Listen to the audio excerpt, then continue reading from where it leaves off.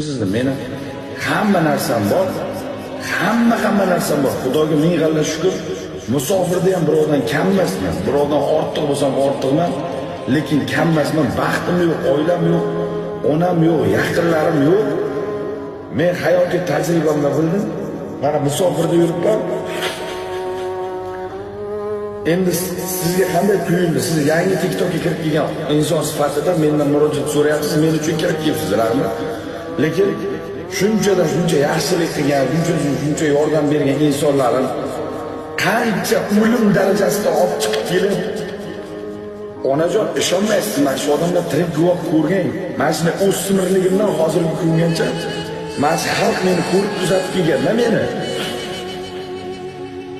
Birontasi Sardor musofirga yursa, yaxshi yuribsanmi? Menga non osh tuzi kerak emas bu insonlarga, onajon.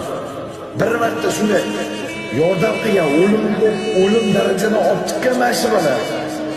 Agar otam onam mana og'iz bilan aytyapsiz, ukam bor, og'iz bilan aytyapsiz, falonjon bor, yordam berolmaydi deyapsiz, onajon.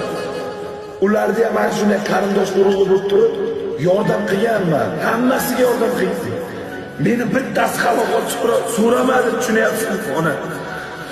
Sardor shuncha O'zbekistonga chiqqaniga 1 yil bo'ldi. O'zbekistonga kirolmay yuribdi shu bola. 1 yil bo'ldi O'zbekistonga chiqqaniga. Nimaga shu boladan bir hol so'ramayman. O'zimga pul kerak bo'lganda, o'zimga yordam kerak bo'lgan paytda Sardorni topib, iloji bo'lsa ashvalarni qanday bo'lmasin topib, qanday bo'lmasin shu bolaga bog'lanishni bildim-ku. 1 yildan beri mana bola musofirga yuribdi. Onasidan, oilasidan, yaqinidan, qarindosh urug'idan uzoqda yuribdi. Nima uchun bir og'iz mana shu boladan xalaqor so'ralaman degan gap bittasi chiqib gapirmadi, ona tushunyapsizmi? Minglab insonga bitta Xudo qodir qildi. Xudo qodir qildi, bundan buyuk ishlar qilaman. Alloh qodir qildi.